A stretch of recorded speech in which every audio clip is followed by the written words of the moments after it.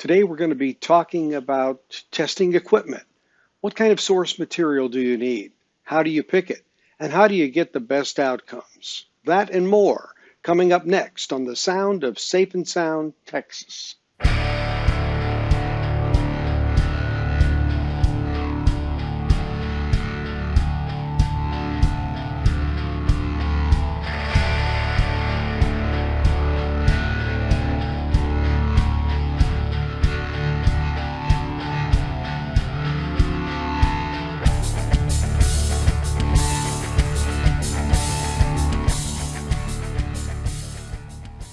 Welcome back to the Sound of Safe and Sound, Texas.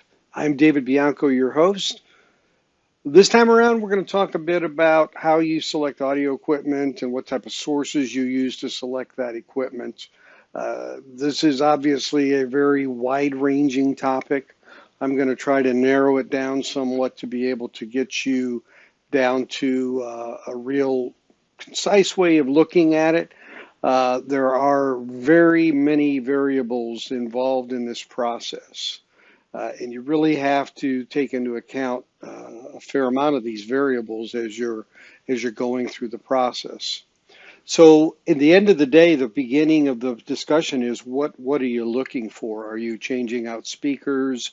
Are you adding in a new source such as a CD source or of digital nature or a vinyl source with a cartridge? Are you changing out amplification? There's a lot of ways you can go about this, but at the end of the day, one of the core principles of this really ends up becoming know the material. Know the material that you're listening to. Know it well enough and have it in your muscle memory to where you're going to be able to discern differences in your memory. Gee, I've never heard that before. Or, oh, that voice sounds a lot clearer than what I'm used to hearing it. So you're really going to have to make some of those distinctions. The other piece of that distinction lies in, what sound do you like? What kind of sound do you like? Some people maybe like sounds a little brighter. Maybe you like a little more bass and punch and things of that nature. And maybe, you want it across the whole spectrum. I'm kind of that kind of person. I want to, if a kick drum is in there, I want to feel the kick drum. If a bass is a deep bass, I want to feel the bass. If there's a hi-hat cymbal or there's some sort of bells or some sort of high end, I want to hear those precisely. If there's a really clear voice that stands out, and I know that it's been mic'd well and been reproduced well, I want that to stand out. So these are the things that you kind of listen for. So your personal taste in music is a big piece of that. How you want to hear it is a big piece of that. There's a lot of issues with the sonics of a room. How much different is the room that you have where you're going to bring the equipment into versus where you're listening to it? There's just a lot of variables. And so really being unable to get into all the minutia of those details, I thought I would share with you some of the sources that I use and discuss why I use them. There's a certain amount of sources out there that are kind of what I call standard sources. Everybody kind of says, okay, if you're going to really test something, get hold of, Steely Dan Aja, right? And I happen to have a gold mobile fidelity CD of this. I also have it on vinyl and mobile fidelity. I also have several foreign presses of this. And this is a fairly decent recording to use for discernment. My issue always with this particular album is I personally have found that it was recorded at a lower volume. In other words, it isn't when you play it at a certain level and then you play something after it, usually that something other after is louder. And these all tend to have that issue. So I'm always feel like I'm compensating a bit. And that makes me a little nervous. So I tend to, it's an outlier. It's kind of a textbook one that everybody uses. And to some degree, for that reason, I don't use it as much, frankly. And there are some digital sources and analog sources that I use. So one that I use that isn't as well known is by a guy named Dave Grusin. And he's kind of, I guess, in the pop jazz kind of genre, has done a lot of things. And this particular album is called Nightlines. This is basically digitally sourced from the get-go kind of recording on GRP Records. I have a vinyl of this as well, and it equally sounds good. So there are some really strong songs on here. There's an instrumental called Power Wave at the very beginning that really comes out and hits you, has some real strong distinctions of instrumentation on it. It also has a third track here is the theme from St. Elsewhere. If you remember that, Howie Mandel was an actor, believe it or not, on that show, had real curly hair. And the theme song to that was pretty popular, but a lot of people didn't know who did it, right? It was interesting, right? And then there's a couple other songs on here. One is Somewhere Between Old and New York by Phoebe Snow. So another great song. So my point is, for me, this has a lot of clarity and a lot of extremes in terms of really good highs and really good vocals where there are, a few of the songs have vocals, and the bottom end is very strong. So for me, this is one that I know the songs well. Another one that I use that is an outlier that people don't know very well is Paul Carrack's album called One Good Reason. Now, you might not know him. He was part of Mike and the Mechanics. As you know, they had some hits. Living Years was a big one. He also was the lead singer in a song called How Long Has This Been Going On, a group called Ace. Paul Carrack has a golden voice. They've written to him, if someone was paid by the value of their voice, he'd be a billionaire. And I think Paul McCartney actually said that. So he's an amazing vocalist. And this is really a great pop rock album. A couple of songs on here. I know one for sure you probably know called Don't Shed a Tear. That was a pretty big top 40 hit. But there also are several other songs on here that are very good representations of clear, clean recordings as well as his voice. There's a particular track on here called Give Me a Chance. It's the fourth track on here. And it is more of a ballad. And it's very quiet in places, very distinct with his voice. It then builds. It then has some very, very deep drum hits, has some really good highs.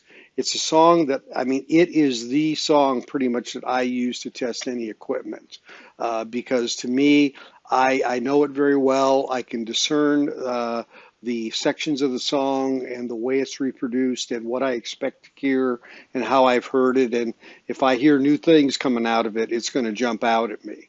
So again, this is generally a great album. You can get the LP as well. It's not nearly as easy as picking up the CD, but it's a great album to listen to. And it's got several songs on here that are really good for you to test the equipment in terms of its ability to reach from the bottom toward the top. That one song of that I talked about, Give Me a Chance, it has some really distinct bass strums that go deep down, and it goes room, and you can feel it go down, and it's just, these kind of things to me are really telling me, am I getting the reproduction out of all of this equipment, the CD player in this case, down to the amplification and then into the speaker system. Another album that I use quite a bit is Can't Buy a Thrill by Steely Dan, because it has a fairly wide variety of music. I know this album really, really well. There's some tracks on here, especially one called Reelin' in the Years, which was a top 40 hit, where it has some definite hi-hat type hits on the drums with the cymbals, and when you hear those, they're kind of buried in there, and if the equipment can draw that out, then it's really the sound stream's doing a really good job reproducing. And of course, there's a lot of percussion in the song Don't Do It Again, first track on here. So that's also another song that really, to me, is a good one to give me a idea of how well the reproduction is. And then lastly, or almost lastly, I guess I've got the perennial as the last, but Carpenters. This is a double disc greatest hits. It's also a double LP, there obviously are a lot of songs by the Carpenters, and her voice is very, very clean and clear and distinct. And I will, use that to determine how good is the mid range, how well is it reproducing. Karen Carpenter, a lot of her vocals, you can hear her breath. You can just feel and kind of hear her lips moving. You really can get that, especially if you're listening on headphones. So I would tell you, if you're looking at a source like a turntable and a CD player or a CD player, and maybe you're not looking at the speakers that are being used, and that's not what you're looking at. Bring in headphones that you're very used to using. Like I have these Sony MDR V6s, which are kind of the standard studio type that are used, that is a really flat kind of headphone. And I know how things sound on it. So if I could take that headphone, then plug it in at a location, and I'm listening to the source, whether it's vinyl or CD, listening to the amplification only, then I maybe can get even a closer audio description of what I'm listening to. Whereas, listening to speakers, if I'm not purchasing the speakers, then it's not quite as relevant, obviously. If you're buying speakers, that is, in fact, the thing you really obviously need to listen to.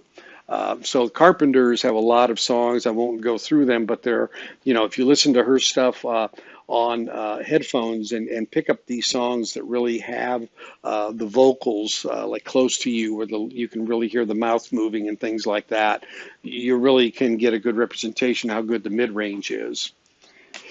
And then, of course, last but not least, you got Pink Floyd Dark Side of the Moon, and there's a lot of different sounds in here, from a time where you have, a lot of high bells and things of that nature, to On the Run and some other things that are on here that you need to look at. Breathe is one also that's very kind of airy sounding. And of course, Money. But obviously, we know this album pretty well, most of us, and it is a good reminder of something that we can compare to when we listen to it. So that's kind of the portfolio of things that I generally use. Again, the Paul Carrack CD or album is a real strong one that I use. The Dave Grusin one. And they're good albums also, of course. So I can recommend them both in context of what's on them and the audio quality of what's on them as well.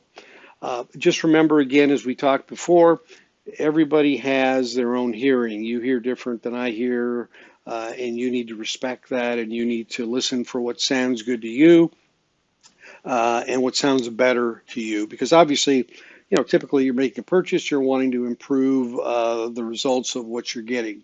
And that's very important. Speaker placement, if you're looking at speaker placement is a big deal. How close to the wall do you put them, for example? Which way are they firing? What's the configuration of the room? What's the wall configuration? Do you have a lot of hard spots? Do you have a lot of curtains that absorb? What's really going on in the room, which makes it very difficult. So, when you buy equipment, make sure that you do get some sort of a return capability, that you can bring it back 7 days, 30 days, whatever, just in case you get it home and then, boy, for some reason it just really doesn't ring true like it did when you were making the evaluation. So these are some of the thoughts that I have in this area.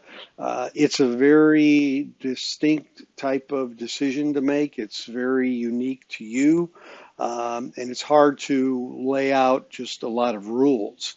I think, again, the most important rule, again, is know your material, know how it sounds to determine if it sounds better. The other thing I want to mention before I close out is make sure that the setup and the settings in the store or wherever you're at are set flat. In other words, bass and treble aren't accentuated. They're flat. They're at, straight up 12 high noon, which means they're flat typically, or they're not in the minus or plus. They're in the zero, right down the middle. If there's an equalizer involved, be careful. Sometimes they play games. They do something with certain switches and buttons and accentuators and methods that kind of fake out what's really going on.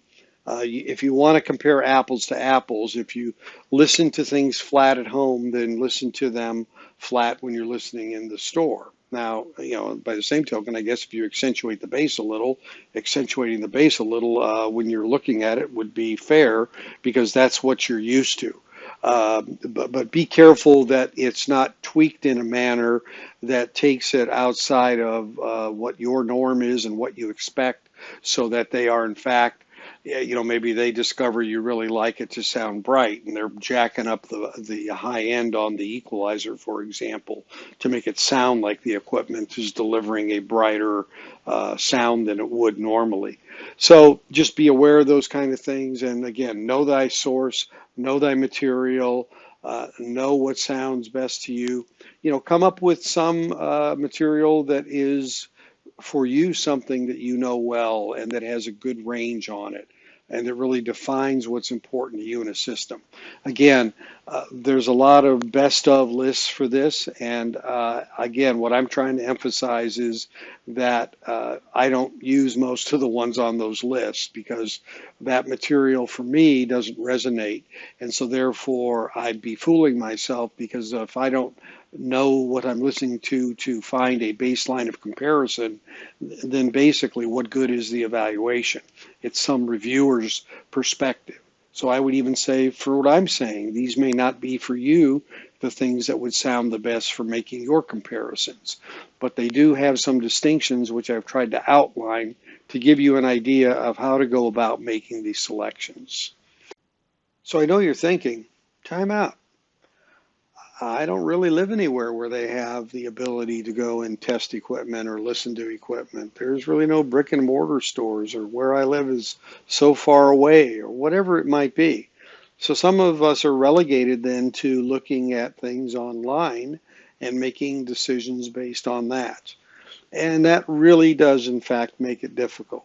Again, look at the return policy.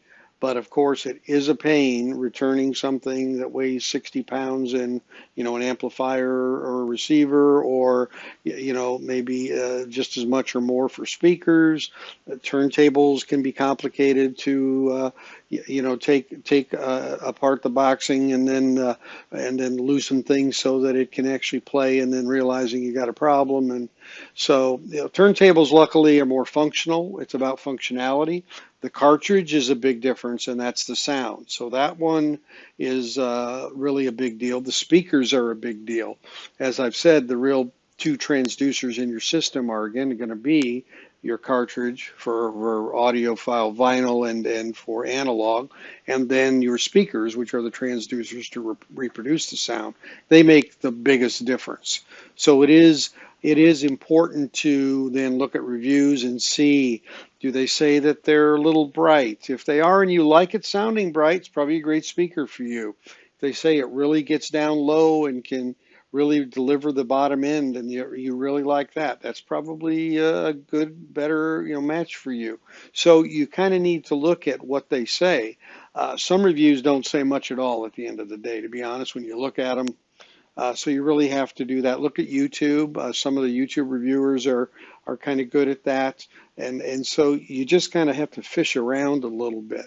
But again, know what you like to hear, what sound is really predominant for you, what part of the audio spectrum from the bottom end, your 20 hertz kind of thing, vibrating bass, and then the higher end at the top of vocals, or the instrumentation that's percussion related that really has that high end, strings, those kind of things. So that again boils down to that, and know the ability to take it back if you have to, or send it back. Again, that's a problem. Get to know some people, maybe people in your area who have equipment that you can go listen to at their house. That's another option. There's a lot of great groups on Facebook. You got to be careful with people who you get to know. beware. I always say beware, but at the same time, I've made some great friends and visited some great folks in the DFW area through Facebook groups once I got to know them and verify who they were and what have you. And that was a great way, it gives me a great way to listen to different kinds of equipment as well and make some new friends. As always, if you have any comments or any questions, please put them down in the comment section.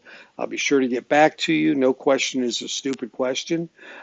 Please, if you like this, press the like button, subscribe to the channel, set the warning bell on all so that you will be notified every time we post a video.